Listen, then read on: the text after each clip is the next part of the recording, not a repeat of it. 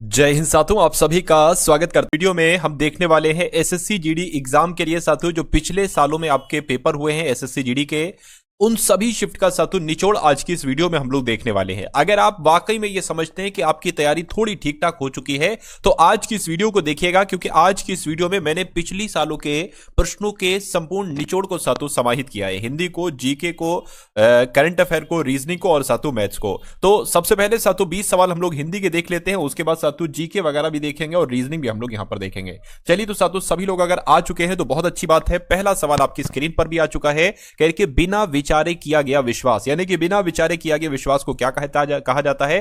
अंधविश्वास कहा जाता है। आंसर आपको ऑप्शन नंबर सी होगा, है ना। अच्छा, जो छिपाने योग्य हो उसके लिए एक शब्द क्या होगा? उसको विश्वस्त कहा जाता है। क्या कहा जाता है साथियों? उसको विश्वस्त कहा जाता है, जो छिपाने योग्य हो। और जो विश्वास करने योग्य हो उसको विश्वसनीय कहा जाता है। ये आप लोग याद रखेंगे। उसके बाद देखिए न्यून शब्द का साथियों विलोम क्या होगा, मुझे बताइए। देखिए न्यून का विलोम क्या हो जाएगा? मैं कहूंगा न्यून का विलोम साथियों अधिक हो जाएगा। नूतन का विलोम अगर आपसे पूछे तो पुरातन आपको बताना है, लेकिन अगर अल्प का विलोम आपसे पूछे तो बहु आपको बताना है ना। ये चीजें आप लोग याद रखेंगे। और थोड़ा का विलोम क्या होता है साथियों? थोड़ा का विलोम बहुत होता है। उसके बाद देखिए अगला क्वेश्चन आपकी स्क्रीन पर है, आपसे कहा जा रहा है कि भीड़ बढ़ गई। क्या दर्शक की भीड़ बढ़ गई? यानी कि खाली जगह में आपको बताना है कौन सा शब्द यहां पर आएगा। दर्शकों की भीड़ बढ़ गई ये होगा, पाठक की भीड़ बढ़ गई या श्रोता की भीड़ बढ़ गई। मैं कहूंगा यहां पर आपका जो शब्द आना चाहिए वो दर्शकों शब्द आना चाहिए। दर्शकों की भीड़ बढ़ गई ये पूरा वाक्य होगा। उसके बाद देखिए अगला क्वेश्चन साथियों आपकी स्क्रीन पर है, आपसे कहा जा रहा है यहां पर हरे भरे खेत लहराते हुए अत्यंत सुंदर दिखाई देते हैं, ये होगा, या लहाते हुए या फहराते हुए, चमचमाते हुए। तो इस खाली जगह में मेरे हिसाब से साथियों जो शब्द आना चाहिए वो लहलहाते हुए आना चाहिए। हरे भरे खेत लहलहाते हुए अत्यंत सुंदर दिखाई देते हैं, जिनका आंसर ऑप्शन नंबर बी है, तो बिल्कुल करेक्ट है। उसके बाद देखिए साथियों अगले नंबर का सवाल आपकी स्क्रीन पर है,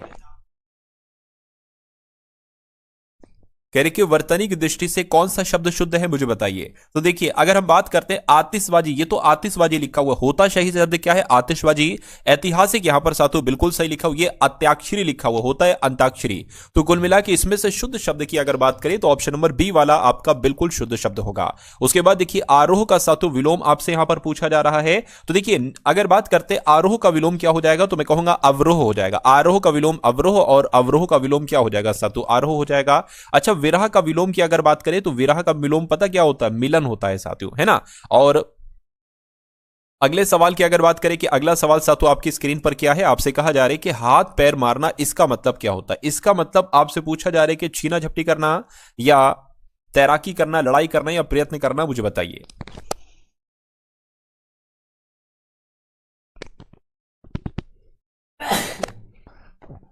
चलिए मैं आपके कमेंट देख रहा हूं साथियों, आपका राइट आंसर क्या आ सकता है देखते हैं।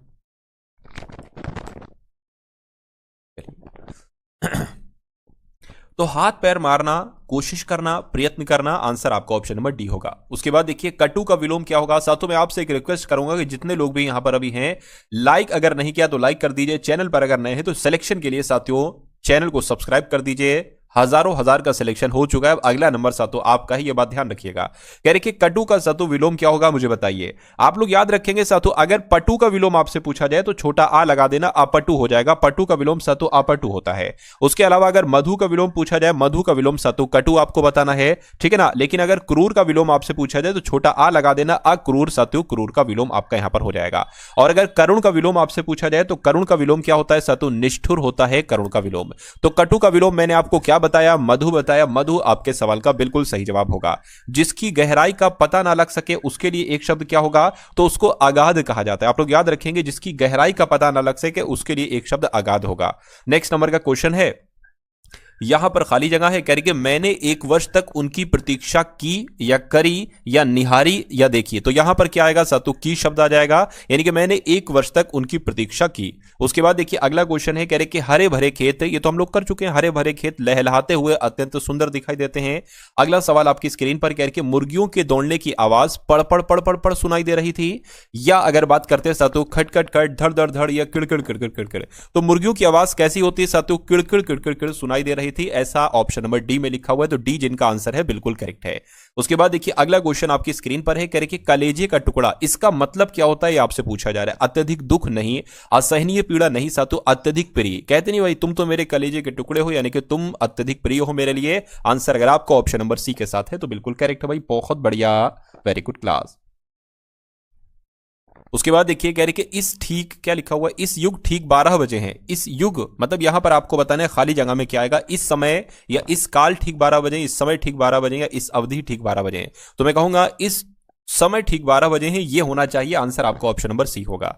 उसके बाद देखिए साथों अगोचर का आपसे पूछा जा रहा है विलोम क्या हो सकता है। तो अगोचर का विलोम छोटा लगा देना साथों, अगोचर का विलोम क्या हो जाएगा, गोचर हो जाएगा। और गोचर का विलोम पूछे तो साथों अगोचर आपको बता देना है।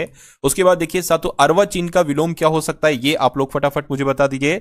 तो अर्वाचीन की अगर बात करें, अर्वाचीन का विलोम आपसे पूछा जा रहा है, प्राचीन होता है साथियों, है ना। प्राचीन का विलोम पूछे तो अर्वाचीन बताना, अर्वाचीन का विलोम पूछा गया है तो प्राचीन आपको बताना है। इतनी बात आप लोग याद रखेंगे। उसके बाद देखिए अगला क्वेश्चन आपकी स्क्रीन पर है, आपसे कहा जा रहा है कि दिए गए वाक्य का वो भाग याद करें जिसमें कोई त्रुटि है। कोई त्रुटि नहीं है तो कोई त्रुटि नहीं वाले ऑप्शन को आपको चुनना है। आपसे यहां पर कहा जा रहा है कि दिल्ली की जामा मस्जिद, क्या साथियों, दिल्ली की जामा मस्जिद विश्व ऐतिहासिक धरोहर में सम्मिलित हुए हैं। तो यहां पर अगर बात करते हैं साथियों, सम्मिलित हुए हैं नहीं आना चाहिए, सम्मिलित हुई है आना चाहिए। क्या सम्मिलित हुई है, तो हुए गलत हो जाएगा। दिक्कत कहां पर है, 3 वाले में दिक्कत है, तो 3 वाला आपका इस सवाल का जवाब हो जाएगा। उसके बाद देखिए कह रहे कि वह जिसकी दृष्टि दूर तक जाए, जैसे कि आपकी दृष्टि साथियों दूर तक जाती है ना, तो वह जिसकी दृष्टि दूर तक जाती है उसको क्या दूरदर्शी कहते नहीं, दूरंदेश कहते नहीं, अग्रसूची कहते नहीं, उसको दूरदर्शन कहते, जिसकी दृष्टि दूर तक जाए। तो आंसर आपका ऑप्शन नंबर डी होगा। उसके बाद देखिए कह रहे कि पट्टी पढ़ाना, इस मुहावरे का मतलब आपको बताने साथियों क्या होता है। पट्टी पढ़ाने का मतलब संबंध खत्म करना नहीं, सहारा लेना नहीं, व्यर्थ बदनाम करना या बुरी सलाह देना। बुरी सलाह देने को कहा जाता है साथियों पट्टी पढ़ाना। आंसर आपका डी होगा। उसके बाद देखिए कह रहे कि प्रमोद का साथियों पर्यायवाची क्या हो सकता है, फटाफट आप लोग बताइए। प्रमोद का मतलब क्या होता है साथियों, खुशी होती है। प्रमोद का मतलब नशा नहीं होता, शोक नहीं होता, उन्माद नहीं होता। मैं कहूंगा प्रमोद का मतलब हर्ष हो जाएगा। हर्ष आपके सवाल का बिल्कुल सही जवाब हो जाएगा। उसके बाद साथियों अगर बात करते हैं, अब आपके यहां पर जीके और जीएस के सवाल स्टार्ट हो चुके हैं। तो इन जीके जीएस के सवालों को भी आप लोग बहुत अच्छे तरीके से साथियों यहां पर देखने की कोशिश कीजिएगा। चलिए तो पहला सवाल आपकी स्क्रीन पर है, कह रहे कि सम्राट अकबर का मकबरा किस शहर में स्थित है। तो सम्राट अकबर का मकबरा ये आगरा में स्थित है, ये आपको याद रखना है। उसके बाद देखिए गोलकुंडा का किला ये किस राज्य में स्थित है, क्या ये ओडिशा में स्थित है, तेलंगाना में, कर्नाटक में, महाराष्ट्र में। तो ये तेलंगाना में स्थित है साथियों। गोलकुंडा का किला कहां पर स्थित है, तेलंगाना में स्थित है, ठीक है ना। उसके बाद देखिए अगला क्वेश्चन है, आपसे कहा जा रहा है कि निम्नलिखित मस्जिदों में से किसका निर्माण मुगल सम्राट शाहजहां द्वारा किया गया था। तो इनमें से किसका, मैं कहूंगा जो जामा मस्जिद है दिल्ली की, इसका निर्माण शाहजहां के द्वारा किया गया था। क्योंकि बादशाही मस्जिद जो लाहौर में, इसका निर्माण औरंगजेब ने किया था। जो काबुली बाग मस्जिद है ये पानीपत में, हरियाणा में, इसका निर्माण बाबर ने किया था। किला कोहना मस्जिद जो कि दिल्ली में, इसका निर्माण शेरशाह सूरी ने किया था। उसके बाद देखिए अगला क्वेश्चन साथियों आपकी स्क्रीन पर है, कह रहे कि गांधी जी ने किस एक्ट या अधिनियम के खिलाफ लड़ने और सत्याग्रह शुरू करने का फैसला किया था। क्या आपका साथों जवाब हो सकता है ना। इस सवाल के जवाब की अगर बात करें साथियों, क्या आपका जवाब हो सकता है मुझे बताइए। मैं कहूंगा रॉलेट एक्ट की अगर बात करें 1919 में जो हुआ था, गांधी जी ने इस एक्ट के खिलाफ लड़ने और सत्याग्रह शुरू करने का फैसला किया था। आंसर आपका ऑप्शन नंबर ए होगा। उसके बाद देखिए रॉलेट एक्ट 1919 में किसे शामिल किया गया था, यह आपको यहां पर बताना है। साथियों वीडियो को लाइक कर दीजिए भाई साहब, वीडियो को जिन्होंने लाइक नहीं किया तो आपसे रिक्वेस्ट है कि वीडियो को लाइक कर दीजिए आप लोग। तो रॉलेट एक्ट 1919 में इनमें से किसे शामिल किया गया था, भारतीय वस्तुओं पर प्रतिबंध को नहीं साथियों, सुनवाई के बिना अनिश्चितकालीन हिरासत में ले लिया जाएगा और प्रेस की सेंसरशिप खत्म कर दी जाएगी। तो कुल मिला के आंसर आपका ऑप्शन नंबर बी होगा। उसके बाद देखिए ब्रिटिश भारत के किस वायसराय ने भारतीय सांख्यिकी सर्वेक्षण कराया था। तो किसने कराया था, लॉर्ड मेयो ने कराया था, कैनिंग ने, ऑकलैंड या डलहौजी ने कराया था। तो मैं कहूंगा लॉर्ड मेयो के द्वारा ही भारतीय सांख्यिकी सर्वेक्षण कराया गया था। सही जवाब आपका ऑप्शन नंबर ए होगा। उसके बाद देखिए 1793 में स्थायी बंदोबस्ती लागू होने के समय के गवर्नर जनरल साथियों कौन थे। तो उस समय गवर्नर जनरल कौन थे, मैं कहूंगा चार्ल्स कॉर्नवालिस उस समय साथियों गवर्नर जनरल थे। सही जवाब आपका ऑप्शन नंबर सी होगा। उसके बाद देखिए यानी कि संविधान में भाईचारे की भावना किस देश से प्रेरित है, बताइए। तो क्या आपका जवाब होगा, बताइए भाईचारे की भावना किस देश से प्रेरित है। तो ये साथियों फ्रांस देश से प्रेरित है। फ्रांस आपके इस क्वेश्चन का जवाब होगा, है ना। चलिए उसके बाद देखिए भारतीय संविधान में शामिल नीति निदेशक तत्वों की अवधारणा किस देश के संविधान से ली गई है? तो किस देश के संविधान से ली गई है? आयरलैंड देश के संविधान से ली गई है। आंसर आपका ऑप्शन नंबर सी होगा। उसके बाद देखिए भारतीय सुरक्षा बल के सर्वोच्च कमांडर साथियों कौन है? तो कौन है, फटाफट आप लोग यहां पर मुझे बताएं कौन होते हैं साथियों। देखिए जो भी हैं है ना, वो कौन होते हैं साथियों? मैं कह सकता हूं राष्ट्रपति होते हैं द्रौपदी मुर्मू जी साथियों इस समय भारतीय सुरक्षा बल की सर्वोच्च कमांडर है। ऐसा ऑप्शन में लिखा होना चाहिए था, लेकिन नहीं लिखा है, कोई बात नहीं। कहने के भारत के प्रथम मुख्य सूचना आयुक्त साथियों कौन थे? फटाफट आप लोग मुझे बताइए। चलिए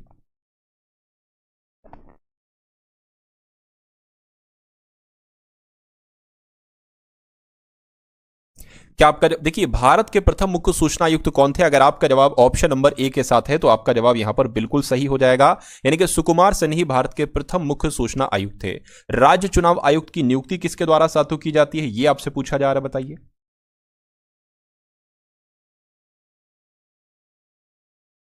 चलिए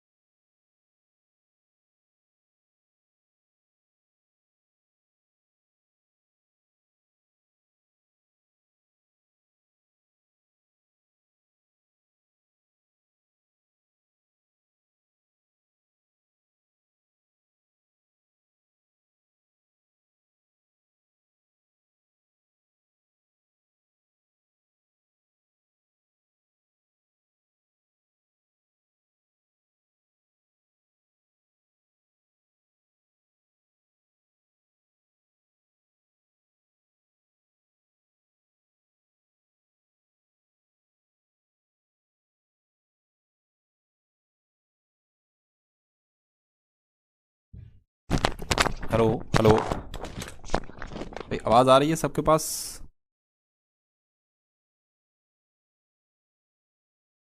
क्या कुछ दिक्कत हो गई है? एक सेकंड रुकिए। चलिए तो इस सवाल के जवाब की अगर बात करें, इस सवाल का जवाब साथियों क्या होगा? राज्य चुनाव आयुक्त की नियुक्ति कौन करते? देखिए सब कुछ सही चल रहा है, मुझे ऐसा लग रहा है कोई दिक्कत लग रही है।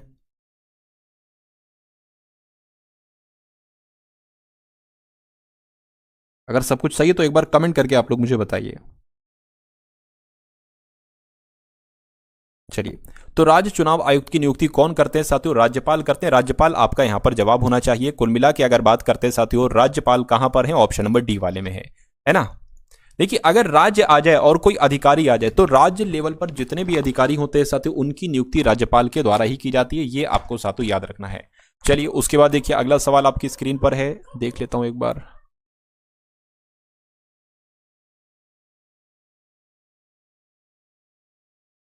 सब कुछ सही तो है ना? चलिए बांधों और उनकी स्थिति वाले राज्यों का निम्नलिखित में से कौन सा युग्म सुमेलित नहीं? ये बहुत शानदार सवाल है साथियों, यहां से कई सारे क्वेश्चन आपके यहां पर बनने वाले हैं। चलिए सही चल रहा है ना? हाँ सही है। चलिए तो बांध की अगर बात करते हैं साथियों और वो कहां पर स्थित है, ये आपसे पूछा जा रहा है। चार सवाल देखिए यहां से बनेंगे। देखिए स्टैनली जलाशय आप लोग याद रखेंगे तमिलनाडु में स्थित है। गोविंद सागर जलाशय ये हिमाचल प्रदेश में स्थित है, लेकिन शांति सागर की अगर बात करें तो ये केरल में स्थित नहीं है। क्यों? क्योंकि ये कर्नाटक में स्थित है।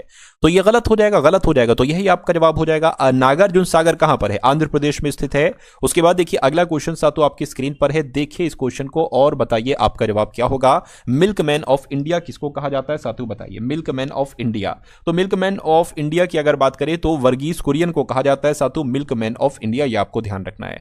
उसके बाद देखिए अगला क्वेश्चन है, कह रहे कि 22वें विधि आयोग के अध्यक्ष साथियों कौन थे? तो कौन थे? ऋतुराज अवस्थी थे। न्यायमूर्ति ऋतुराज अवस्थी ही 22वें विधि आयोग के अध्यक्ष हैं। आंसर आपका भी होगा। कह रहे कि प्रेस इंफॉर्मेशन ब्यूरो के प्रधान महानिदेशक साथियों कौन है? तो धीरेन्द्र ओझा है। कौन है साथियों? धीरेन्द्र ओझा है। आपके सवाल का जवाब जो जाएगा वो ऑप्शन नंबर डी के साथ जाएगा। उसके बाद देखिए देखिए क्वेश्चन नंबर 41 से लगभग हम लोग किसके सवाल देखेंगे, रीजनिंग के सवाल देखने वाले। भाभा परमाणु अनुसंधान केंद्र के 14वें निदेशक साथियों कौन है, ये आपसे पूछा जा रहा है, तो विवेक भसीन है, आंसर आपका ए होगा। नेशनल ग्रीन ट्रिब्यूनल के नए अध्यक्ष साथियों कौन बने हैं, तो आपको मालूम होना चाहिए जस्टिस प्रकाश श्रीवास्तव ही नेशनल ग्रीन ट्रिब्यूनल के नए अध्यक्ष बने हैं। कह रहे कि आवास और शहरी मामलों के मंत्रालय में निदेशक के रूप में साथियों किसको नियुक्त किया गया है, तो सुनील कुमार यादव को नियुक्त किया गया, आंसर आपका ऑप्शन नंबर बी होगा। तो अब आपके सामने साथियों यहां पर रीजनिंग के क्वेश्चन स्टार्ट हो चुके हैं, तो आप साथियों यहां पर तैयार हो जाइए। अगर आप वाकई में चाहते हैं कि रीजनिंग में आप सबसे शानदार प्रदर्शन करें तो अब साथियों आप लोग तैयार हो जाइए, क्योंकि अब आपके जो क्वेश्चन साथियों आएंगे ये पूरे पूरे एक्सपेक्टेड आएंगे और यहां से भी कई सारे क्वेश्चन आपको देखने को मिलेंगे। तो कह रहे हैं कि प्रतिरोध का जो संबंध ओम से है, बल का वो संबंध किससे होगा, तो मैं कहूंगा बल का वो संबंध न्यूटन से होगा, है ना, क्योंकि प्रतिरोध का मात्रक ओम होता है और अगर बात करते हैं साथियों बल का मात्रक न्यूटन होता है। तो आंसर जिनका ऑप्शन नंबर सी है तो बिल्कुल करेक्ट है। अब इस सवाल का जवाब आप लोग मुझे बताइए। नीचे दी गई शीट को मोड़कर एक बॉक्स बनाया गया है, इस प्रकार बने बॉक्स में उस फलक का चयन करिए जो 4 बिंदु दर्शाने वाले फलक के विपरीत है। मैंने आपको कल भी ऐसा सवाल कराया था, परसों भी, लेकिन उसमें नंबर लिखे, जैसे कि ये 3 पॉइंट लिखे, 3 बिंदु, तो 3 नंबर लिखे थे। तो कुल मिला के सवाल आपसे जो पूछा जा रहा है, ये 4 बिंदु कहां पर है, यहां पर है, तो 4 बिंदु का विपरीत कौन सा होगा, मैं कहूंगा 6 होगा। तो 6 कहां पर है, ऑप्शन नंबर ए वाले में है। अगर आपसे पूछा जाता एक बिंदु का विपरीत कौन सा है, तो आप 2 बताते, बचा क्या 3, 3 का विपरीत पूछा जाता तो आप 5 बिंदु बताते, तो जिनका आंसर ऑप्शन नंबर ए के साथ है तो बिल्कुल करेक्ट है। अगला क्वेश्चन आपकी स्क्रीन पर है, इस टाइप का सवाल भी आपसे एग्जाम में पूछा जाता है। चलिए तो एक बार साथियों यहां पर अगर बात करें, कमेंट देख लेते हैं। रोहित का है, मनोज का कमेंट आ रहा है, अभी का है, अंजलि, बालवीर, निशा, रमेश,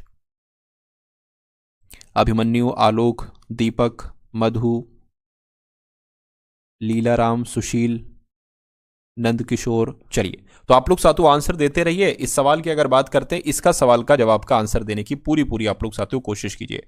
आपसे क्या कहा जा रहा है,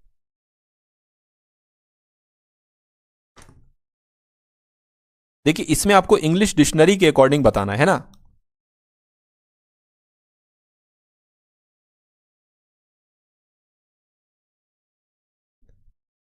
देखिए तो आपको ये बताना है साथियों, सबसे पहले इसमें कौन सा लेटर आएगा, है ना, STUM, यहां पर भी लिखा हो STU, STU यहां पर भी है, STU यहां पर भी है, यहां पर भी, यहां पर भी है। तो N पहले आता है या F या M या P, मैं कहूंगा F पहले आता है, तो 4 नंबर सबसे पहले आ जाएगा। 4 यहां पर है, यहां पर है, यहां पर है, ठीक है ना। उसके बाद अगर बात करते हैं साथियों यहां पर क्या आएगा, देखिए ये हो चुका है। अब P पहले नहीं आता, पहले आता M और M, तो मैं कहूंगा ये B पहले आ जाएगा, P नहीं, तो 2 आएगा। उसके बाद साथियों 1 आएगा और फिर क्या आएगा, ये आपका 5 वाला आ जाएगा और फिर 3 आ जाएगा, 5 और 3, तो 421 53 कहां पर लिखा हुआ है, 421 53 आपका ऑप्शन नंबर बी में लिखा हुआ है। उसके बाद देखिए अगले नंबर का क्वेश्चन है, कह रहे कि SO खाली जगह TAS खाली जगह ATA खाली जगह ATA और उसके बाद साथियों फिर 2 बार खाली जगह। मैं लिख देता हूं साथियों, ये थोड़ा सा हमेशा गलत ही हो जाता है, कोई दिक्कत नहीं। SO 2 बार खाली जगह है, उसके बाद TAS है, फिर 2 बार खाली जगह है, फिर ATA है ना, TAS है और ATA है, उसके बाद फिर से 2 बार खाली जगह और फिर NAT है, फिर 2 बार खाली जगह है, फिर ONA है और फिर साथियों 2 बार आपकी खाली जगह है। इसमें आपको बताने के खाली जगह में कौन से लेटर आएंगे। सबसे पहले इनको काउंट करिए, 1 2 3 4 5 6 7 8 9 10 11 12 13 14 15 16 17 18 19 20 21 22 23 24, तो 24 है साथियों, ठीक है ना। तो मेरे हिसाब से साथियों जब 24 हैं तो 6 का पेयर बनना चाहिए। तो 1 2 3 4 5 6 ये अलग, 1 2 3 4 5 6 ये अलग, 1 2 3 4 5 6 ये अलग, 1 2 3 4 5 6 ये अलग।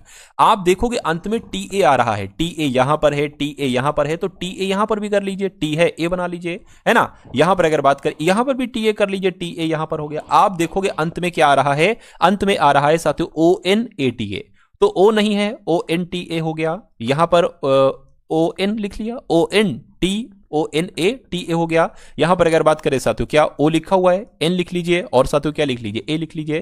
तो अच्छा ये तो सोनाटा लिखा हुआ है, सोनाटा सोनाटा, तो सोनाटा और फिर साथियों सोनाटा। अब आपको ये देखना है आपने अपने पेन से क्या क्या लिखा है। आपने N लिखा है, आपने A लिखा है, देखिए आपने O लिखा है, आपने N लिखा है, फिर आपने SO लिखा है और फिर आपने AS लिखा है, फिर आपने TA लिखा है। ये कौन से ऑप्शन में लिखा है, बस इतना आपको देखना है साथियों। NAON SOASTA ये ऑप्शन नंबर C में लिखा हुआ है, तो ऑप्शन नंबर C जिनका आंसर है उनका आंसर सही होगा। तो सी तो बहुत कम लोगों का आ रहा है भाई साहब, है ना, सी आना चाहिए। खैर अगला सवाल आपकी स्क्रीन पर कह रहे कि 7 है, 11 है, उसके बाद 7 16 है, उसके बाद आपका 22 है और फिर एक खाली जगह है और फिर आपको 37 लाना है, उसके बाद 46 लाना है। तो यहां पर अगर सातों हम लोग बात करें, देखिए यहां पर अगर हम लोग साथियों बात करें 7 से 11 कैसे बना है, सबसे पहला सवाल ये बनता है। तो भाई साहब 4 जोड़ दो, यहां पर कितना जोड़ दो, यहां पर 5 जोड़ दो, यहां पर कितना जोड़ दो, 6 जोड़ दो, यहां पर कितना जोड़ दो, 37 से 46 हुआ है तो 9 जोड़ा है। अच्छा फिर यहां पर 7 जुड़ा होगा और यहां से यहां तक 8 जुड़ा होगा। देखिए 4 5 6 7 8 9 हो गया है। तो 22 और 7 कितना होता है, मैं कहूंगा 29 होता है। क्या 29 ऑप्शन में है, मैं कहूंगा बिल्कुल है, ऑप्शन नंबर ए वाले में है। तो जिनका आंसर ऑप्शन नंबर ए के साथ है तो बिल्कुल करेक्ट है। साथों आप एक चीज सोच लीजिए कि आपको मुझसे पहले अपना आंसर देना है। अगर आप वाकई में इस एग्जाम को क्रैक करना चाहते हो और आपके अंदर जज्बा है, आप चाहते हैं कि इस एग्जाम को हर हालत में क्रैक करें, तो जितने भी सवाल मैं आपको करवा रहा हूं उनसे पहले, मुझसे पहले आपको आंसर देना है। अब जैसे कि ये सवाल है, अगर आपके पास कॉपी पेन नहीं है तो कॉपी पेन ले लीजिए, क्या दिक्कत है, इतना तो कर सकते भाई साहब सिलेक्शन के लिए। चलिए तो कहने के राजपाल और रामपाल 2 भाई। अच्छा इस सवाल में जैसा जैसा कहा जाता है ना वैसा वैसा सातों हम करते जाते हैं। तो जितना कहा जा रहा है उतना कर लीजिए। क्या कहा जा रहा है सातों, राजपाल, बहुत ध्यान से देखिएगा, राजपाल और रामपाल ये क्या है, ये दोनों साथियों भाई भाई हैं। कह रहे कि सुनीता जो है ना राजपाल की भाभी है, राजपाल की भाभी सुनीता है, यानी कि रामपाल की पत्नी होगी। सुनीता कौन होगी साथियों, सुनीता जो होंगी वो रामपाल की पत्नी होगी। अरे भाई तभी तो हो पाएगा, ये राजपाल की भाभी तभी तो हो पाएंगी। उसके बाद कह रही है रघुवीर सुनीता के पिता हैं। सुनीता के पिता कौन है साथियों, सुनीता के पिता यहां पर अगर बात करें तो रघुवीर जो है ना ये सुनीता के पिता हैं। सुनीता विक्रम की इकलौती बहन है। सुनीता जो है ना ये विक्रम की इकलौती बहन है, यानी कि रघुवीर जो है ये पिताजी हैं, इनके 2 बच्चे हैं, एक बेटी है और एक पुत्र है विक्रम, और सुनीता बेटी है। यानी कि हर्ष सुनीता का इकलौता पुत्र है, यानी कि हर्ष सुनीता का इकलौता पुत्र है, यानी कि हर्ष इन दोनों का बच्चा होगा, है ना। हर्ष की अगर बात करें इन दोनों का बेटा है।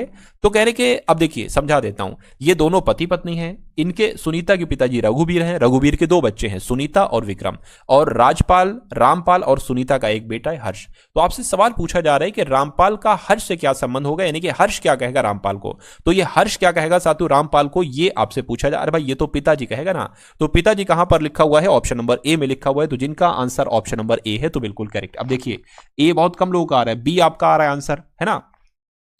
रामपाल पूछा जा रहा है, राजपाल का नहीं पूछा जा रहा है। अगर राजपाल का पूछा जाता तो आप चाचा बताते।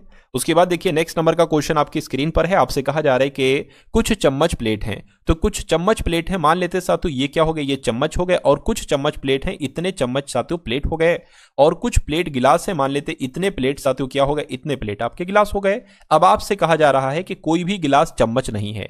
तो कोई भी गिलास चम्मच नहीं है, ये बात बिल्कुल सही है। कह रहे कि कोई भी प्लेट चम्मच नहीं है, कोई भी प्लेट चम्मच नहीं है, ये बात गलत है। कुछ प्लेटें चम्मच है तो ये तो गलत हो जाएगा। कुछ गिलास चम्मच है, कुछ गिलास चम्मच है। अच्छा यहां पर कोई भी गिलास चम्मच नहीं है, कोई भी गिलास चम्मच नहीं, यहां पर कहने के कोई भी गिलास चम्मच नहीं है और कहने के कुछ गिलास चम्मच है। तो भाई इसमें से कोई एक ही तो सही होगा, या तो कोई भी गिलास चम्मच नहीं होगा, या फिर तीसरा वाला कुछ गिलास चम्मच हैं ये सही होगा। तो कभी भी अगर ऐसी कंडीशन आ जाए तो आप क्या करेंगे, क्या या तो ये या ये सही होगा। तो ऐसा कहां पर लिखा हुआ, या तो निष्कर्ष 1 या निष्कर्ष 3 सही है, ऐसा ऑप्शन नंबर सी में लिखा हुआ है। तो जिनका आंसर ऑप्शन नंबर सी के साथ है तो मैं कहूंगा आंसर आपका बिल्कुल करेक्ट है। उसके बाद देखिए अगला क्वेश्चन आपकी स्क्रीन पर, आपको बताना है कि इसमें से सबसे अलग कौन सा है, फटाफट बताइए। देखिए यहां पर अगर बात करें, है ना, एल आपको प्लेस वैल्यू याद रखना है, जैसे कि एल 12 पर है, एम 13 पर है, डब्ल्यू 23 पर है, यू 21 पर है ना। उसके बाद साथों पी आपका 16 पर है, क्यू 17 पर है, जेड आपका 26 पर होता है, वाई आपका 25 पर होता है, जे 10 पर होता है, के 11 पर होता है, यू 21 पर होता है, एस आपका 19 पर होता है, डी 4 पर, ई 5 पर, एम 15 पर, साथियों एम 13 पर होता है। इतनी बात क्लियर है। अब देखिए साथियों यहां पर अगर बात करें कौन सा सबसे अलग है, देखिए 4 से 5 हुआ है, यानी कि 1 बड़ा है यहां पर, और यहां पर तो पूरा पूरा 10 बढ़ गया, और यहां पर सातों 2 माइनस हो गया, ठीक है। अच्छा यहां पर भी 1 बड़ा है, और यहां पर फिर से 10 बढ़ गया, और यहां पर फिर 2 माइनस हो गया, यानी कि जो लॉजिक इसमें है वही लॉजिक इसमें है। इसमें 1 बड़ा है, ठीक है, लेकिन इसमें फिर भाई साहब ना 9 बड़ा है, 10 बढ़ रहा है, 10 बढ़ रहा है, 9 बड़ा है, तो ये तो सबसे अलग हो जाएगा। इधर बात करें तो इधर 1 बड़ा है ना, इधर 10 बड़ा है, और इधर 2 घटा है, यानी कि जो लॉजिक इसमें लगा है वही लॉजिक इसमें, वही लॉजिक इसमें, जो सबसे अलग कौन सा हो जाएगा, तो सबसे अलग आपका ऑप्शन नंबर बी वाला हो जाएगा। तो जिनका आंसर ऑप्शन नंबर बी के साथ है। मैं कहूंगा आंसर आपका बिल्कुल करेक्ट हो जाएगा। उसके बाद देखिए अगला क्वेश्चन आपकी स्क्रीन पर है, इसको मैं सही तरीके से साथियों बना दूं एक बार, अगर आप सही तरीके से देख ना पा रहे हो, कोशिश करता हूं। देखिए ये ऐसे एक आकृति बनी हुई है, आपको ये बताना है कि ये आकृति जो है ना ये किस ऑप्शन में आपको साथियों दिख रही है। क्या ये ऑप्शन नंबर ए में दिख रही है, क्या ये ऑप्शन नंबर बी में दिख रही है, या सी में दिख रही है, या साथियों डी में दिख रही है। बस इतनी सी बात आपको बताना है। देखिए अगर मैं थोड़ी सी साथियों यहां पर कोशिश करूं तो मुझे तो ऐसा लग रहा है कि भाई साहब ये ऑप्शन नंबर ए में आकृति दिख रही। कैसे? देखिए ऐसे, ये वाली अगर हम आकृति माने तो ये यही तो आकृति है ना। ये देखिए यही तो आकृति है, सेम टू सेम। तो मैं कहूंगा इस क्वेश्चन का जवाब आपका जो जाएगा वो ऑप्शन नंबर ए के साथ जाएगा। उसके बाद देखिए अगला क्वेश्चन आपकी स्क्रीन पर है, आपसे कहा जा रहा है कि जैसे 15 से 225 बनाया गया है वैसे ही 24 से साथियों यहां पर क्या बनाया जा सकता है, मुझे बताइए। देखिए मुझे इतना पता है कि अगर हम 15 का स्क्वायर कर देते हैं तो 225 आ जाता है, यानी कि 15 गुणा 15। तो उसी प्रकार साथियों 24 का स्क्वायर हमें करना पड़ेगा, यानी कि 24 गुणा 24। और आपको याद रखना है कि भाई साहब 24 का स्क्वायर कितना होता है, 576 होता है। तो 576 आपका साथियों यहां पर आ जाएगा। और ऑप्शन में कहां पर लिखा हुआ 576? ऑप्शन नंबर डी में लिखा हुआ है। तो जिनका आंसर ऑप्शन नंबर डी है तो बिल्कुल करेक्ट है, ठीक है ना। चलिए नेक्स्ट नंबर का सवाल देखते हैं साथियों। देखिए इस सवाल को और फटाफट आप लोग मुझे बताइए आपके इस क्वेश्चन का जवाब क्या होगा। यहां पर सबसे पहले आपको यह बताया गया है कि 5 और 8 को मिलाकर 14 बना दिया गया है, 9 और 16 को मिलाकर साथियों 21 बना दिया गया है, और 4 और 10 को मिलाकर 13 बना दिया गया है। तो 7 और 2 को मिलाकर क्या बनाया जाएगा? आपको दिमाग लगाना है और बताना है आपका जवाब साथियों क्या होगा। देखिए आप थोड़ा सा दिमाग लगाइए, दिमाग लगाकर साथियों मुझे बताइए आपसे यहां पर क्या जवाब हो सकता है, फटाफट बताने की कोशिश आप लोग करिए। देखिए अगर मैं थोड़ा सा यहां पर करूं तो मुझे ऐसा लग रहा है कि अगर हम इसका डबल करा लेते हैं और इसका आधा कर देते हैं तो ये 14 बन गया, 10 + 4 14। उसी प्रकार इसका अगर डबल कर देते पहले वाले नंबर का और इसका आधा कर देते और दोनों को जोड़ देते हैं तो 21 बन गया। देखिए उसी प्रकार इसका अगर डबल कर दें और इसका अगर आधा कर दे तो 13 बन जाएगा। देखिए 13 यहां पर लिखा हुआ। इसी प्रकार इसका डबल कर दे और इसका आधा कर दे तो 15 बन जाएगा। 15 कौन से ऑप्शन में है? 15 तो ऑप्शन नंबर ए वाले में ही है। तो जिनका आंसर ऑप्शन नंबर ए के साथ है, मैं कहूंगा आंसर आपका बिल्कुल करेक्ट होगा। उसके बाद देखिए अगला क्वेश्चन आपकी स्क्रीन पर है। देखिए इस क्वेश्चन को और बताइए आपके सवाल का जवाब आपका क्या होगा। प्रियंका चौधरी, अरुण हैं, पंकज हैं, आयशा हैं, अभिमन्यु हैं, उसके अलावा कयूर शेर हैं, शीतू हैं, नंद किशोर हैं, है ना। चलिए तो अब इस सवाल की अगर बात करें, देखिए मैं तो आपसे यही कहूंगा कि कभी भी अगर ऐसा सवाल आ जाए कि इन का अर्थ है गुणा, टी का अर्थ क्या है सातु माइनस, एम का अर्थ क्या है भाग, और ए का अर्थ क्या होगा सातु, ए का अर्थ यहां पर हो सकता है बराबर हो, और आर का अर्थ क्या है सातु यहां पर प्लस है, ठीक है ना। तो आपसे कहा जा रहा है कि निम्नलिखित में से कौन सा समीकरण तार्किक रूप से सही होगा।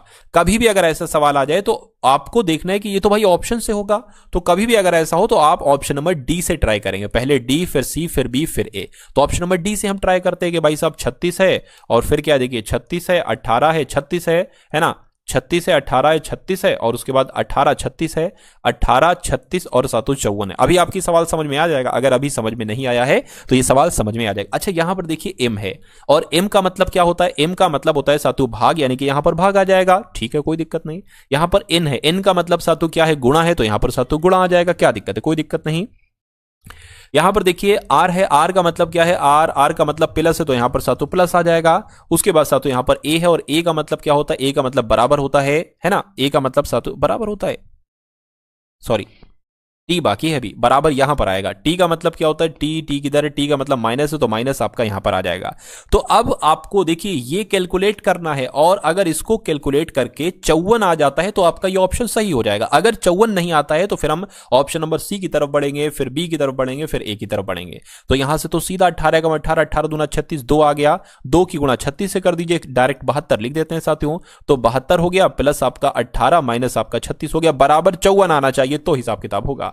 फिर देखिए 72 और 18 कितना हो जाएगा साथियों, तो ये आपका 90 हो जाएगा। 90 माइनस 36 क्या 54 होते, देख लीजिए 10 में से 6 जाएगा, 4 बचेगा, 8 8 हो गया, 8 में से 3 जाएगा साथियों, 5 बचे, बिल्कुल साथियों 54 बराबर 54 हो गया। यानी कि ऑप्शन नंबर डी वाला चेक किया, डी ही आपके सवाल का जवाब हो गया। उसके बाद देखिए अगला क्वेश्चन आपकी स्क्रीन पर है, आपसे करेंगे 8 है, सॉरी 1 है, 8 है, उसके बाद 64 है, उसके बाद 512 है। उसके बाद आपको बताना है कि यहां पर कौन सा नंबर साथियों आ सकता है। देखिए अगर आप थोड़ा सा ध्यान देंगे तो मुझे इतना पता है क्या कि ये 8 जो है ना ये 2 का क्यूब है, अगर 2 की घात हम 3 लिख दें तो ये हो जाएगा। उसी प्रकार सातु ये 8 का स्क्वायर है, लेकिन यहां पर क्यूब का हिसाब किताब चल रहा है, तो सातु ये हमें फिर लिखना पड़ेगा 4 का क्यूब। 4 का क्यूब होता है और इसको हम 1 का क्यूब मान लेते हैं, तो 1 का क्यूब, 2 का क्यूब, 4 का क्यूब, तो कितना आ जाएगा 5 का क्यूब। लेकिन 5 का क्यूब तो 125 होता है, तो 5 का क्यूब नहीं आएगा। अच्छा ऐसा तो नहीं सातु, देखिए इस नंबर का डबल ये, यानी 1 का डबल 2, 2 का डबल 4, तो 4 का डबल 8 आए यहां पर। और 8 का क्यूब कितना होता है, बिल्कुल सही सातु, 8 का क्यूब तो 512 होता है, यानी कि 8 गुणा 8 गुणा 8 कितना होता है, 512 होता है। ठीक है ना, चलिए तो अब 8 का डबल आ जाएगा। 8 का डबल कितना होता है, 16 होता है, और 16 का क्यूब कितना होता है साथियों, 16 का क्यूब होता है 4096, यानी कि 16 गुणा 16 गुणा 16 कितना होता है साथियों, 4096 होता है। तो 4096 हमें ऑप्शन नंबर बी में दिख रहा है, तो बी आपके इस क्वेश्चन का बिल्कुल करेक्ट आंसर होगा। उसके बाद देखिए साथियों अगले नंबर का क्वेश्चन आपकी स्क्रीन पर है, देखिए इस क्वेश्चन को और बताइए आपका जवाब यहां पर क्या हो सकता है। चलिए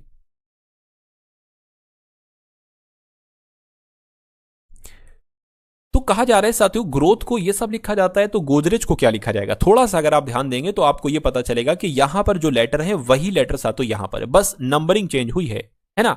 अब अगर आपको ऐसा पता चल जाए कि सिर्फ नंबरिंग चेंज हुई है, तो आप हमेशा उस सवाल को कैसे करेंगे, ऐसे करेंगे, उसको ऐसे लिख लेंगे साथियों, है ना, उसको ऐसे आप लिख लेंगे। और उसके बाद अगर बात करें जो अगला वाला है वो उसके नीचे लिख लेंगे, OIGH G और W। अब आपको साथियों क्या करना है, कुछ मिस्टेक हो गई मुझसे, नहीं कोई मिस्टेक नहीं हुई, GH है ना, GH GW। अब आप यहां पर अगर थोड़ा सा ध्यान देंगे तो देखिए ये आपका O आया है, ये G आया है, और इसमें क्या R से I कैसे हुआ है ये अभी हम लोग देखेंगे। W का W इधर आ गया, H का इधर आ गया, T का G हो गया। देखिए अपोजिट लेटर होते हैं, जैसे कि A का अपोजिट Z हो जाएगा, B का अपोजिट Y हो जाएगा, C का अपोजिट X हो जाएगा, उसी प्रकार R का अपोजिट क्या होता है I, और अगर बात करते हैं T का अपोजिट क्या होता है साथियों G, तो ये वही है T का अपोजिट G और R का अपोजिट I। यानी कि अब आपको बात समझ में आ गई। अब गोदरेज को साथियों तो हम बहुत आराम से लिख सकते हैं GODREJ, तो इसको तो बहुत आराम से साथियों, क्योंकि कॉन्सेप्ट आपकी समझ में आ गया। देखिए D यहां पर आ जाएगा और G यहां पर आ जाएगा। O किसका अपोजिट होता है साथियों, L का अपोजिट होता है, ठीक है। J यहां पर आ जाएगा, R यहां पर आ जाएगा, E का अपोजिट क्या होता है साथियों, V होता है। तो ये कौन से ऑप्शन में लिखा हुआ है मुझे बताइए, DLGJVR, ये ऑप्शन नंबर डी में लिखा हुआ है। तो जिनका आंसर ऑप्शन नंबर डी के साथ है तो बिल्कुल करेक्ट है ना। चलिए उसके बाद देखिए साथियों अगले नंबर का क्वेश्चन आपकी स्क्रीन पर है, देखिए इस क्वेश्चन को और बताइए आपका जवाब यहां पर क्या हो सकता है। चलिए सब कुछ सही है साथियों। तो अगर बात करते हैं साथियों यहां पर आपसे कहा जा रहा है कि BER से EAT बनाया गया है, उसके बाद HWV बनाया गया है, उसके बाद कौन से 3 लेटर यहां पर बनाए जा सकते हैं, और उसके बाद NOZ ही बनेगा। देखिए अगर हम यहां पर बात करें B से E हुआ है तो 3 बढ़ाया गया है, और E से H हुआ है तो 3 बढ़ाया गया, तो H में भी हमें साथियों 3 बढ़ाना होगा, और 3 बढ़ाएंगे तो यहां पर आ जाएगा K, ठीक है। E से A हुआ है, अब यहां पर घटाया गया है, 4 घटाया गया है। A से W हुआ है, 4 घटाया गया है। W में जब 4 घटाओगे तो यहां पर साथियों आ जाएगा S, तो S यहां आ गया है। तो K सिर्फ और सिर्फ ऑप्शन नंबर डी में लिखा हुआ है, डी जिनका आंसर है उनका आंसर सही होगा। अच्छा इसको भी देख लेते हैं, R से T हुआ है 2 बढ़ाया गया है, T से V हुआ है 2 बढ़ाया गया, तो V में 2 बढ़ाओगे तो साथियों X ही तो आ जाएगा, यानी कि आंसर आपका ऑप्शन नंबर डी ही होगा। उसके बाद देखिए अगला क्वेश्चन आपकी स्क्रीन पर है, आपसे कहा जा रहा है क्या कि 6 मित्र उत्तर दिशा की ओर अभिमुख होकर एक पंक्ति में बैठे हैं, ठीक है। एक पंक्ति बना लेते हैं साथियों हम लोग यहां पर, और आपसे कहा जा रहा है कि 6 मित्र हैं, तो 1 2 3 है ना, एक सेकेंड, 1 2 3 4 5 और सातों 1 6, ये 6 लोग जो है ना इन सब का मुख किस तरफ है सातों, उत्तर की तरफ सातों इन सब का मुख है। अब उसके बाद कह रहे हैं कि मेहर पश्चिमी छोर पर बैठी है, तो भाई साहब ये पूर्वी छोर हो जाएगा, है ना, और ये आपका साथियों पश्चिमी छोर हो जाएगा। यानी कि मेहर पश्चिमी छोर पर बैठी है तो मेहर यहां पर बैठी होगी, कह रही कि निधि केवल सिया के बाईं ओर बैठी है। अब देखिए इसका मतलब आप समझिए कि निधि केवल सिया के बाईं ओर बैठी है, इसका मतलब क्या होगा कि निधि केवल सिया के बाईं ओर बैठी है और किसी के बाईं ओर नहीं बैठी है, तो निधि यहां पर बैठी होंगी, है ना, और सिया यहां पर बैठी होंगी, तभी तो हो सकता है कि निधि केवल सिया के एक सेकेंड सॉरी उल्टा हो गया, यानी कि क्या कहा जा रहा है कि निधि जो है ना केवल सिया के बाईं ओर बैठी है, तो साथियों सिया यहां पर आएंगी फिर, है ना, निधि नहीं सिया, और निधि फिर यहां पर आ जाएंगी, तभी तो हो पाएगा कि निधि केवल सिया के बाईं ओर बैठी, किसी और के बाईं ओर नहीं। उसके बाद कहने कि अंश और निधि के बीच 2 व्यक्ति हैं, तो निधि और अंश के बीच तो अंश यहां पर आ जाएगा। देखिए अंश और निधि के बीच दो व्यक्ति है, एक व्यक्ति दो व्यक्ति, ठीक है। कह रहे कि गौरव जो है मेहर के बीच में एक व्यक्ति बैठा है, गौरव और मेहर, मेहर ये हो गया, गौरव यहां पर आ जाएगा। तो देखिए गौरव और मेहर के बीच एक व्यक्ति बैठा है, ठीक है। कह रहे कि रक्षित अंश के दाईं ओर बैठा है, तो रक्षित जो है ना अंश के दाईं ओर बैठा है, तो रक्षित अंश के दाईं ओर, देखिए यही खाली जगह बची है, तो रक्षित यहीं पर ही बैठेगा। तो कह रहे कि पूर्व से तीसरे स्थान पर कौन है, पूर्व ये होता है 1 2 3, तीसरे स्थान पर पूर्व से कौन है, रक्षित है। और रक्षित कहां पर है, ऑप्शन नंबर ए वाले में है। तो जिनका आंसर ऑप्शन नंबर ए है तो बिल्कुल करेक्ट है ना। चलिए तो सभी लोग आंसर दे रहे हैं भाई साहब, चलिए अच्छी बात है। अब उसके बाद देख लीजिए साथियों, अब अगला सवाल आपकी स्क्रीन पर है। आपसे कहा जा रहा है कि एक वर्ष की शुरुआत में एक शहर की जनसंख्या कितनी थी, 8,50,000 थी, यानी कि 8.5 लाख एक शहर की जनसंख्या थी। उसके बाद कहा जा रहा है कि पहले वर्ष में जनसंख्या में 12 प्रति हजार की दर से वृद्धि हुई, 12 प्रति हजार की वृद्धि हुई। इसका मतलब क्या होता है अभी मैं आपको बताऊंगा। कह रहे कि अगले वर्ष 1% की दर में जनसंख्या में मतलब कमी आ गई, तो 2 वर्ष के अंत में जनसंख्या कितनी होगी ये आपसे पूछा जा रहा है। देखिए अगर बात करते हैं साथियों, यहां पर अगर बात करें एक वर्ष में शुरुआत में शहर की जनसंख्या कितनी थी साथियों, 8,50,000 थी, तो 8,50,000 हमने लिख लिया। यानी कि 12 प्रति हजार की दर से वृद्धि होती है, 12 प्रति हजार की वृद्धि दर होती है साथियों, तो 1012 आ जाएगा, 1012% हम लिखेंगे, है ना।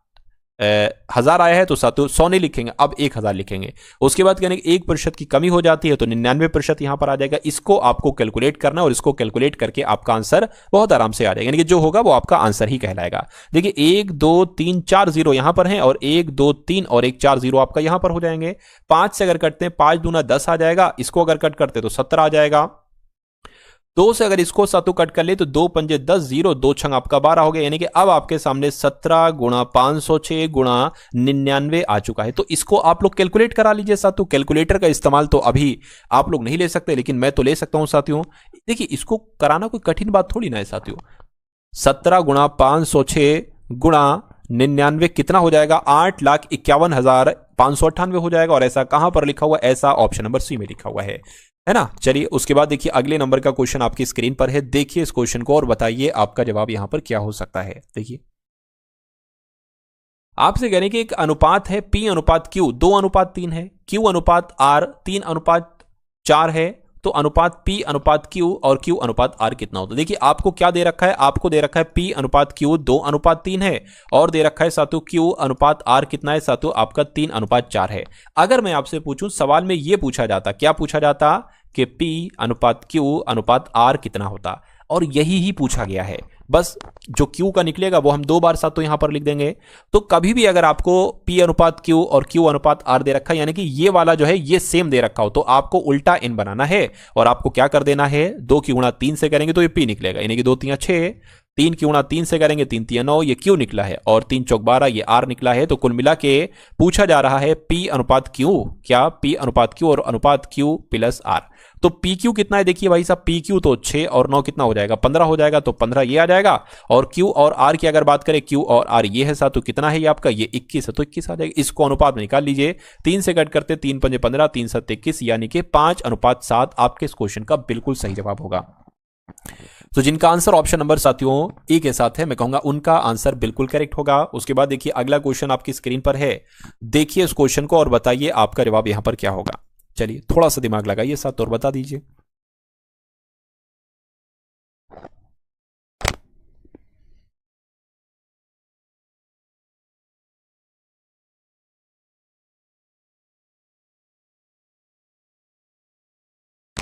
इसमें क्या लिखा हुआ है साथियों, कुछ नहीं है। कह रहे कि 5 आरोही क्रम वाले क्रमिक विषम पूर्णांकों का औसत 11 है, तो उनमें से अंतिम 3 का औसत क्या होगा, ये आपसे पूछा जा रहा है।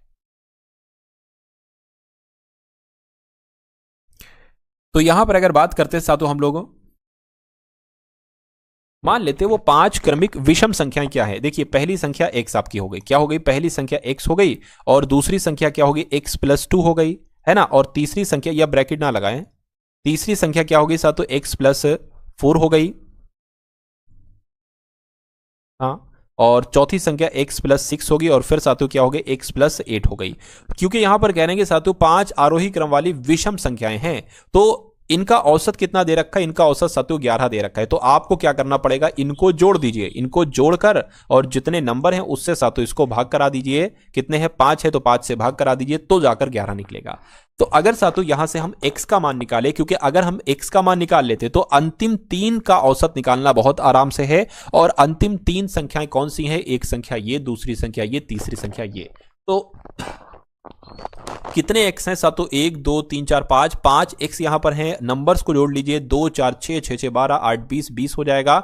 बराबर क्या है, बटे में साथियों 5 है और बराबर 11 है। तो एक काम करिए, ये 5 जो है ना, ये 11 में साथियों गुणा इसकी हो जाएगी। तो 5x प्लस आपका 20 हो जाएगा, बराबर आपका 55 हो गया इधर। और 5x बराबर कितना हो जाएगा, 5x अगर बराबर बात करें तो 55 माइनस 20 हो जाएगा। तो 5x बराबर साथियों कितना हो गया, 55 में से जाएगा 20 तो 35 बचेगा। x बराबर कितना आ जाएगा, 35 बटे 5 आ जाएगा। x बराबर साथियों 7 आपका आ जाएगा। तो अब तो बहुत आराम से साथियों आप निकाल सकते हैं, है ना। देखिए x बराबर 7 है, 7 4 11 हो गया, ठीक है। x प्लस 6, x कितना है 7 है तो कितना हो जाएगा 13 हो गया। x प्लस 8, x कितना है 7 है तो 15 हो गया। कहने कि इन 3 संख्याओं का औसत आपसे पूछा जा रहा है, तो औसत निकाल लीजिए। 11 प्लस 13 प्लस 15, औसत कैसे निकालते हैं, जितनी संख्या होती है उस नंबर से भाग देते हैं। तो इसको जरा जोड़िए, कितना आ जाएगा आपका, ये 5 3 8, 8 1 साथियों 9, और फिर ये 3 आ जाएगा। 3 से कट करोगे साथियों 3 एकम 3 3 3 9, 13 आएगा। यानी कि अंतिम 3 संख्याओं का औसत कितना निकलेगा, 13 निकलेगा। और 13 आपके इस क्वेश्चन का बिल्कुल करेक्ट आंसर होगा। उसके बाद देखिए अगला क्वेश्चन आपकी स्क्रीन पर है, इस क्वेश्चन को देखिए और बताइए आपका जवाब क्या होगा।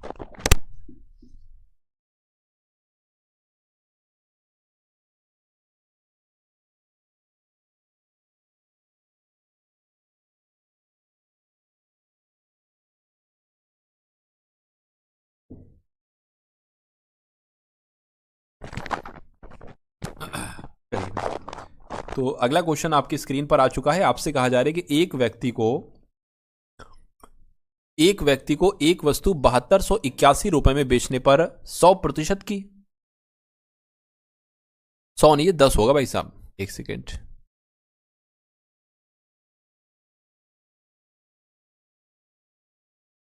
हाँ अब सही है।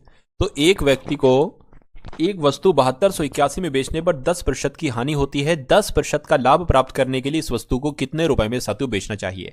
तो अगर वो वस्तु 7281 रुपए में बिकती है तो 10% की हानि होती है, यानी कि उसको 90% में बेचा जाता है।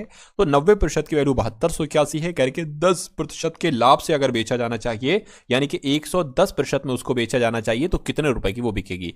तो 110% की वैल्यू निकाल लीजिए, 90 नीचे आ जाएगा तो ये 1% की वैल्यू आ जाएगी। 110 से गुणा कर दीजिए, 110 की वैल्यू आ जाएगी। 0 से 0 कैंसिल हो जाएगा, 9 8 72, 0 9 81। तो 809 की गुणा 11 से कर लीजिए, तो कैसे हो जाएगा, 809 और 809 हो गया, 9 आ गया, 9 आ गया, 8 आ गया, 8 आ गया। तो कुल मिला के अगर 10% का लाभ आपको चाहिए तो 8899 रुपए की वो वस्तु आपको बेचना चाहिए। और ऐसा कहां पर है, ऐसा आपका ऑप्शन नंबर बी में लिखा हुआ है। उसके बाद देखिए अगला सवाल आपकी स्क्रीन पर है। इस सवाल को देखिए साथियों और आप लोग बताइए आपका जवाब क्या हो सकता है।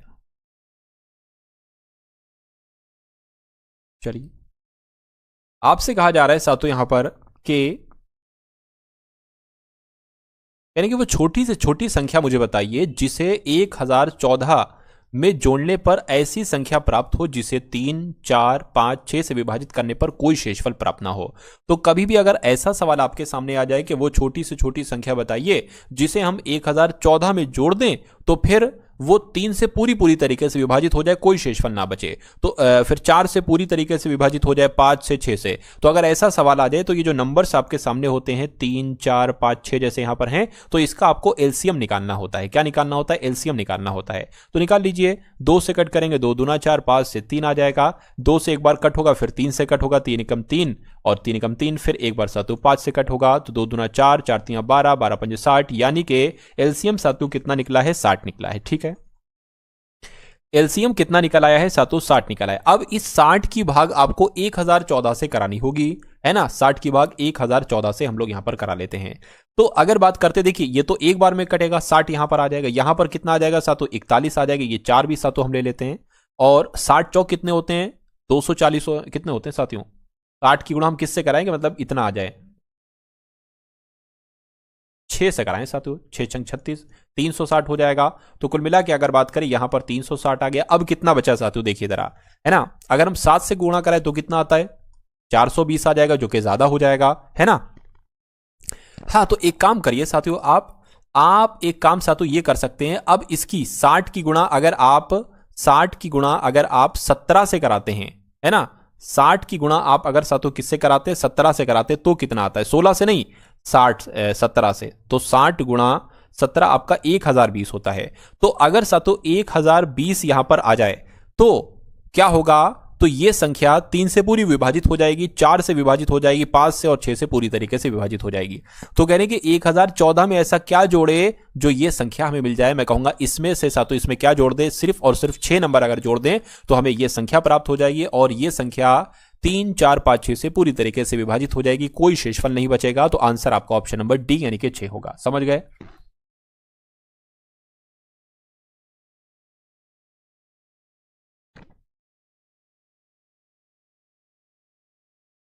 क्वेश्चन नंबर 16 में भाई 62वां क्वेश्चन चल रहा है, ये 16 क्यों बोल रहे हैं आप। पहली बात तो क्वेश्चन नंबर 16 में विषम संख्या, अच्छा पिछले वाले में, इससे पहले वाले में ये रहा भाई। अगर देखिए विषम पूर्णांक आते हैं तो आप ऐसे ही करेंगे।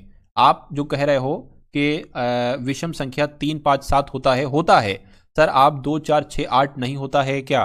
तो देखिए जैसे अगर मान लीजिए सवाल ऐसा ही आता है और विषम पूर्णांकों की बात चलेगी तो आप ऐसे जोड़ेंगे, पहली संख्या x, दूसरी संख्या x+2, तीसरी संख्या x+4, है ना, ये आपको सातु करना पड़ेगा। चलिए उसके बाद देखिए अगला क्वेश्चन है, ये सवाल तो हो चुका है, 6 इसका आंसर आ गया है। नेक्स्ट नंबर का क्वेश्चन आपकी स्क्रीन पर है, देखिए इस क्वेश्चन को और बताइए आपका जवाब क्या होगा।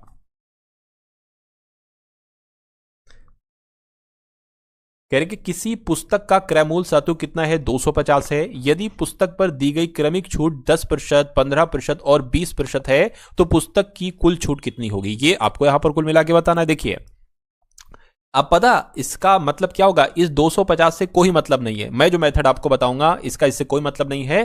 कि अगर आपको कभी भी 3 छूटें दे दी जाएं, 10%, 15%, 20% और कहा जाए इसकी कुल छूट कितनी होगी, तो आपको एक सूत्र लगाना है। वो कौन सा सूत्र है, x+y माइनस x गुणा y अपॉन 100।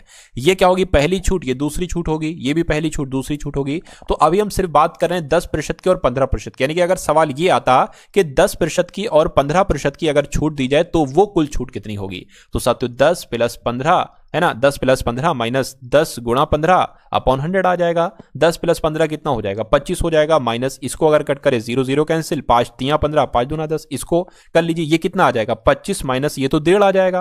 अरे भाई 3/2 1.5 ही तो होता है। तो अगर यहां पर बात करते कितना आ जाएगा साथियों, 23.5 आ जाएगा, ठीक है ना, 23.5 आ जाएगा। यानी कि अगर 10 और 15% को हम एक छूट बनाए तो 23.5 आता है। अब आपके सामने दो बातें हैं, पहली छूट ये है, दूसरी छूट ये है, तो कुल मिला के छूट कितनी होगी, तभी आप यही सूत्र लगाएंगे। तो यही सूत्र लगा दीजिए साथियों,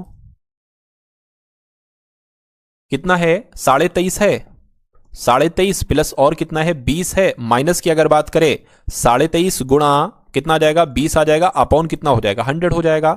तो इसको अगर साथियों आप जोड़ते हैं तो कितना आता है, ये तो आपका 43.5 आ जाएगा, सॉरी 43.5 आ जाएगा, माइनस अब देखिए 20 से अगर कट करोगे तो यहां पर कितना आ जाएगा 5 आ जाएगा। अगर 5 से ही हम कट करें तो कितना आएगा, जरा देखिए 5 चौक आपका 20 आ गया, पॉइंट लगेगा, 3 इधर चला जाएगा, 5 7 35 यानी कि 4.7 तो आपका यहां पर आ जाएगा। तो 43.5 में से 4.7 आपको यहां पर क्या करना है, घटाना है। तो 5 में से 7 जाएगा नहीं, 15 में से 7 लेंगे 8 होगा। अब ये 42 है, 42 में से 4 जाता है तो 38 बचता है। यानी कि अगर बात करें तो ये जो तीनों छूटे हैं इनको अगर एक छूट बनाई जाए तो 38.8% की छूट बनेगी। और ऐसा कहां पर लिखा हुआ है, ऐसा आपका ऑप्शन नंबर ए में लिखा हुआ है, ठीक है ना। हाँ 38.8। चलिए उसके बाद देखिए अगला क्वेश्चन आपकी स्क्रीन पर है, देखिए और बताइए आपका जवाब क्या होगा। आपसे कहा जा रहा है यहां पर, ये थोड़ा सा दिक्कत सवाल है, मैं आपको बता देता हूं कैसे क्या यहां पर है। 17 - 9 है और ब्रैकेट में है वो, प्लस उसके बाद 57 - 10 है और फिर साथियों भाग है और फिर 5 है और ऑफ फिर 2 है, फिर साथियों भाग यहां पर 4 है। इसको आपको क्या करना है, आपको सॉल्व करना है। अब देखिए 17 में से 9 जाएगा तो कितना बचेगा, सीधा सीधा अगर बात करें तो 8 बचेगा, है ना, प्लस अब देखिए अब सबसे पहले ये सॉल्व होगा, 5 दूना 10, 10 की भाग 10 से होगी तो कितना आ जाएगा, 1 आ जाएगा। एक वो 57 में से घट जाएगा तो कुल मिला के कितना 56 यहां पर बच जाएगा। और ये भाग 4 चल रहा है साथियों, 4 से अगर कट करेंगे 4 एकम 4, 4 चौक 16 हो जाएगा। तो 14 और 8 कितना होता है, मैं कहूंगा 22 होता है। 22 कौन से ऑप्शन में है, ऑप्शन नंबर ए वाले में है। तो जिनका आंसर ऑप्शन नंबर ए के साथ है तो आपका आंसर बिल्कुल करेक्ट होगा। उसके बाद देखिए नेक्स्ट नंबर का क्वेश्चन साथियों आपकी स्क्रीन पर है। देखिए इस क्वेश्चन को और बताइए आपका जवाब यहां पर क्या हो सकता है। आपसे कहा जा रहा है साथियों, एक आध सवाल साथियों और हैं, परेशान ना होइएगा आप लोग। आपसे कहा जा रहा है कि 18,527 की धनराशि ए और बी और सी के बीच इस प्रकार विभाजित की जाती है कि ए और बी के हिस्सों का अनुपात 4:7 है। यानी कि ए और बी की अगर बात करें तो 4:7 है। उसी प्रकार अगर हम बी और सी के हिस्सों की बात करें तो 5:7 है। तो ए का हिस्सा पूछा जा रहा है। सबसे पहले आपको पता क्या निकालना होगा, सबसे पहले आपको ए अनुपात बी अनुपात सी निकालना होगा। और यह तरीका मैंने कैसे आपको बताया था, 4:7 उसके नीचे 5/5 लिखो। तो क्या अगर बात करें कैसे निकालेंगे अनुपात बी अनुपात सी, 4:7 और 5:6। देखिए 4 पंजे 20, ये 20 ए आ जाएगा। 5 सत्ते 35, ये आपका बी आ जाएगा। 7 छंग 42 हो जाएगा, तो ये आपका निकल आएगा।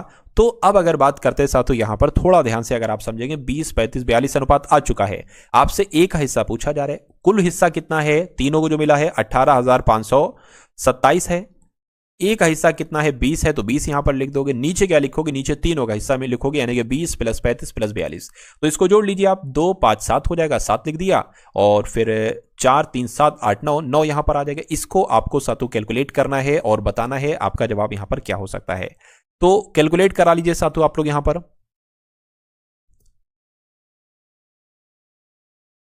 चलिए देखिए ये पूरा पूरा फिर तो 185 अगर बात करें तो 100, या इसको एक काम करिए ऐसे करा लेते, 185 27 और 97 यहां पर आ जाएगा। 97 एकम 97 आ जाएगा, ठीक है ना। अब अगर बात करते हैं साथों 185 में से 97 आप घटाओगे, 185 में से 97 अगर हम लोग घटाएं तो यहां पर 15 में से 7 जाएगा, 8 बचेगा और फिर 8 यहां पर बच जाएगा, ठीक है ना। अब यहां तक मामला हो चुका है। अब अगर बात करते हैं, अब साथों यहां पर हम 2 ले लेते हैं, ये वाला 2, ठीक है ना। अब यहां पर 97 10 से कराएंगे तो 970 हो जाएगा, तो फिर 9 से करा लीजिए। 97 नीम कितना होता है, 97 नीम की अगर बात करें, 7 नीम आपका 63, 9 नीम 81, 82 83 84 85 86 87, यानी कि 873 यहां पर आ जाएगा। 873 आ गया। अब कितना बचा साथियों,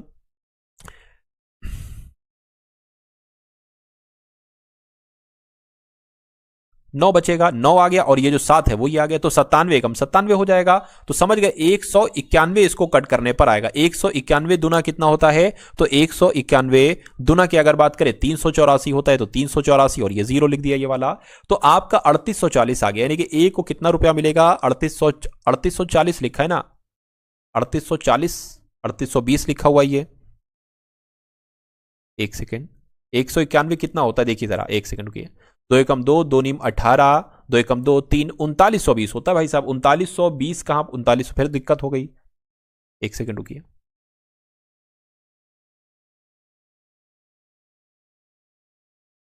कुछ मिस्टेक तो साथ तो नहीं हो रही है, एक बार देख लेता हूं मैं। 18 है ना, 18,527, 18,527 के अगर हम भाग कराते हैं 97 से तो 191 आएगा, ठीक है। 191 की गुणा साथियों 2 से, यानी कि 20 से कराइए।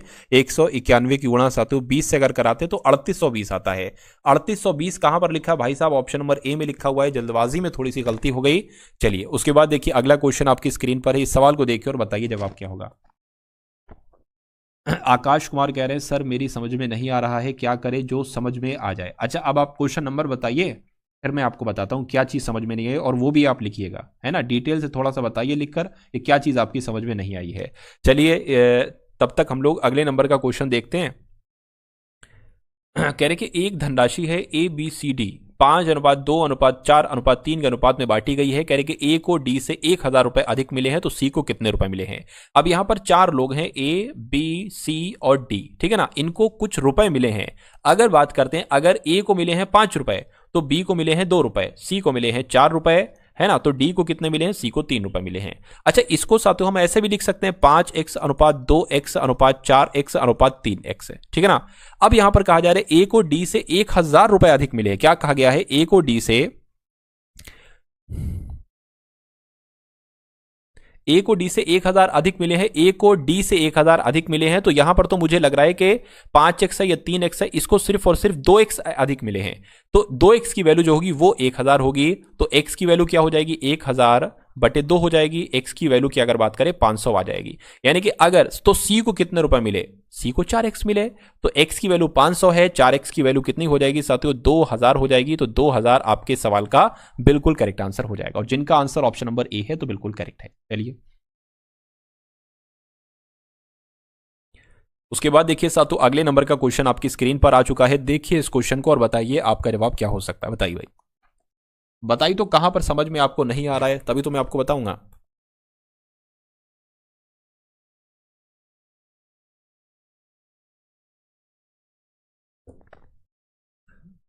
मैक्सिमम बच्चों की तो समझ में आ रहा है, कुछ लोग हैं तो मैं दोबारा से समझा दूंगा, क्या दिक्कत है। देखिए इस सवाल की अगर बात करें करके वो छोटी से छोटी संख्या ज्ञात कीजिए जिसमें 2497 जोड़ने पर योगफल 6 4 3 से पूरी तरीके से सातों विभाजित हो जाता है। तो सबसे पहले 6 4 3 का हमें एलसीएम निकाल। देखिए कभी भी अगर ऐसा सवाल आ जाए कि भाई वो छोटी से छोटी संख्या बताइए जिसमें 2400, वे छोटी छोटी संख्या बताइए जिसमें 2495 जोड़ने पर योगफल इतना इतना इतने से पूरी तरीके से कट जाता है, तो आपको 6 4 3 का एलसीएम निकालना है। इस टाइप का सवाल मैंने आपको पहले भी करवाया था, है ना। तो 2 से कट करेंगे, 2 3 6, ठीक है ना। 2 से एक बार और कट होगा ये, और 3 से फिर उसके बाद कट होगा, तो 2 दूना 4, 4 3 12, यानी कि एलसीएम कितना निकला है साथियों 12 निकला है। तो एलसीएम अब हमारी समझ में आ गया, कितना निकला एलसीएम 12 निकला। उसके बाद हमने क्या किया था कि इस 12 की भाग किससे कराई थी, ये जो नंबर है, तभी तो पता चलेगा 2495 से। अब देखिए साथियों आप लोग अगर बात करते हैं 12 कम 12, 12 दूना कितना हो जाएगा 24 हो जाएगा, ठीक, कुछ नहीं बचेगा, ये आपका 95 आ जाएगा। 12 पंजे 60, 12 छंग 72, 12 सत्ते 84, 12 अट्ठे 96, तो 12 अट्ठे 96 की अगर हम बात करें जीरो होगा क्योंकि 2 नंबर एक साथ हम कट करें, 12 अट्ठे 96 यहां पर आ जाएगा। तो यहां पर क्या आया माइनस का 1 यहां पर आया, यानी कि अगर वो एक छोटी से छोटी संख्या 1 होगी जो अगर हम इसमें जोड़ दें तो फिर ये 6 4 3 से पूरी तरीके से विभाजित हो जाएगी, यानी कि वो संख्या हो जाएगी 2496। अब 2496 में से 6 से कट करोगे पूरा विभाजित हो जाएगा, 4 से 3 से पूरी तरीके से विभाजित हो जाएगी। एक बार कट करके मैं आपको दिखा देता हूं 6 से, 6 चौक 24, एक सेकेंड, 6 चौक 24, ये 9 है, 6 कम 6 3 जाएगा 36 हो गया, 6 चंग 36, देखिए पूरा कट हो गया। तो आपका जवाब जो जाएगा वो ऑप्शन नंबर ए के साथ ही जाएगा। चलिए उसके बाद देख लेते हैं अगला क्वेश्चन आपकी स्क्रीन पर है, और ये आज की इस वीडियो का अंतिम क्वेश्चन है साथियों, ठीक है ना। ये आपका जो क्वेश्चन है ये अंतिम क्वेश्चन है।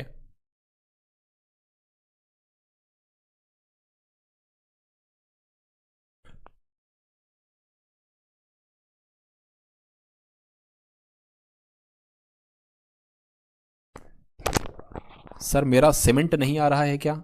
समंट, समंट क्या मतलब होता है, समझ लिखो यार, समझ में नहीं आ रहे तो चलो मान सकते हैं सीमेंट लिखा है आपने। देखिए उसके बाद देखिए अगले नंबर का क्वेश्चन है, ये भी थोड़ा सही नहीं लिखा है तो इसको मैं यहां पर सही तरीके से एक बार लिख देता हूं आपके सामने। देखिए सबसे पहले 2 है, भाग है, 1/5 है, उसके बाद ऑफ है, उसके बाद ब्रैकेट के अंदर साथियों 4 + 4 है, और फिर साथियों भाग है, और फिर ब्रैकेट बंद है, उसके बाद प्लस है, उसके बाद ब्रैकेट के अंदर 1/2 है, फिर भाग है, फिर 25/4 है, और फिर -4 है। तो इसको आपको क्या करना है, कैलकुलेट करना है, सॉल्व करना है, सिंप्लीफिकेशन का साथियों ये क्वेश्चन है, और ये अंतिम क्वेश्चन है। देखिए सबसे पहले अगर बात करें जो ब्रैकेट के अंदर है उसको आप सॉल्व कर लीजिए। भाग है 4/2, तो 2 एकम 2, 2 दूना 4, 2 आ जाएगा इसकी जगह पर, तो 2 + 6 कितना हो जाएगा साथियों, 2 + 6 आपका 2 + 4 कितना हो जाएगा 6 हो जाएगा। तो यहां पर अगर बात करें 2 1/5, ये ऑफ का मतलब क्या होता है, गुणा होता है, और 6 यहां पर आ जाएगा। तो देखा जाए तो 6 एकम 6 हो जाएगा। तो एक काम करिए साथियों 5 के ऊपर 6 ले आइए, ये आपका 6 हो गया, एक सेकेंड, ये 6 हो गया, ये 5 हो गया। अब ये इतना पूरा कैलकुलेट हो चुका है साथियों, ठीक है ना। उसके बाद अगर बात करते हैं ब्रैकेट के अंदर क्या है साथियों, ब्रैकेट के अंदर आपका है 1/2 है, इसको साथियों गुणा कर लीजिए और ये पलट लीजिए, 25/4 की जगह 4 यहां पर 25 हो जाएगा, 4/25 हो गया, माइनस आपका 4 हो गया। 2 से कट करेंगे 2 आ जाएगा, यानी कि कुल मिला के अगर बात करें क्या आ गया, 2/25 आ गया, माइनस का 4 आ गया, और बटे 1 मान लेते हैं साथियों। इसको अब आप कैलकुलेट कर लीजिए कितना आ जाएगा साथियों, यहां पर 2 एकम 2, -25 चौक 100 हो गया, बटे 25 हो गया कि ये कितना आ गया साथियों, ये आपका माइनस का 98 बटे 25 आ गया। अब देखिए इधर क्या मामला चल रहा है, इधर अगर बात करें तो साथियों 2 और भाग को गुणा में बदल लो, 6 बटे 5 की जगह 5 बटा 6 कर लो, इसको कट करेंगे तो 3 आ जाएगा, यानी कि 5 बटा 3 आ गया। तो यहां पर आ जाएगा साथियों 5 बटा 3। ये प्लस का है, ये माइनस का है, तो फाइनली माइनस ही साथियों यहां पर आएगा। इतनी बात क्लियर है, तो ये माइनस आ गया। उसके बाद अगली चीज हम लोग यहां पर देखते हैं, 25 पंजे कितना हो जाएगा, 125 हो जाएगा, 98 तियां कितना हो जाएगा, 3 अट्ठे आपका 24 हो जाएगा, ठीक है ना, और 3 नीम 27 हो जाएगा, 29 आ जाएगा कुल मिला के, और बटे कितना आ जाएगा, 25 पंजे 25 तियां 75 हो जाएगा। 294 में से 125 को घटा दीजिए, तो 294 में से 125 को यहां पर घटाए तो 14 में से 5 जाएगा, क्योंकि 4 में से 5 जा नहीं सकता है तो इसलिए हासिल लेंगे। ये चीजें भी मुझे बताना पड़ेंगी आपको, बताइए 14 में से 5 जाएगा, 9 बचेगा, ये 28 हो गया है। अब अगर बात करते साथों 28, यानी कि अब आपको बताना है 28 में से अगर 12 घटेगा तो 28 में से अगर 12 घटेगा तो 16 बचेगा, तो ये 169 आ जाएगा। यानी कि 294 में से 125 घटेगा तो 169 बचेगा और 75 नीचे आएगा। चूंकि बड़ी संख्या में माइनस लगा है तो यहां पर भी माइनस आ जाएगा, तो माइनस का 169 बटे 25 कहां पर लिखा हुआ है, ऑप्शन नंबर डी में लिखा हुआ है। तो जिनका आंसर ऑप्शन नंबर डी के साथ है तो बिल्कुल करेक्ट है। सर रीजनिंग एक क्लास और हिंदी एक क्लास चाहिए इंपॉर्टेंट क्वेश्चन का। अब मुझे ये बताइए, अगर मैं आपको चारों विषय एक क्लास में करा देता हूं तो कोई दिक्कत है? अब मान लीजिए आप आए, आपने रीजनिंग की क्लास ली है ना, फिर थोड़ी देर बाद मैं हिंदी की क्लास लूं, आप नहीं ले पाए, फिर दिक्कत हो जाएगी। तो अगर एक क्लास में मैं आपको हिंदी के 20 question, GK GS current affair के 20 क्वेश्चन, रीजनिंग के कुछ क्वेश्चन, मैथ के क्वेश्चन करा देता हूं तो मैं क्या कुछ गलत कर रहा हूं? बताइए, है ना। मैं तो आपके लिए जो सबसे बेस्ट है साथू वो कर रहा हूं। चलिए कोई बात नहीं। तो यहां पर अगर बात करें साथियों, ये वीडियो आपको कैसी लगी एक बार कमेंट सेक्शन में आप लोग जरूर बताइएगा। उसके अलावा मैं आपको बता देना चाहता हूं कि अगर आप साथियों आपने अभी तक पीडीएफ नहीं ली है तो उस पीडीएफ को जरूर जाकर ले लीजिएगा। उस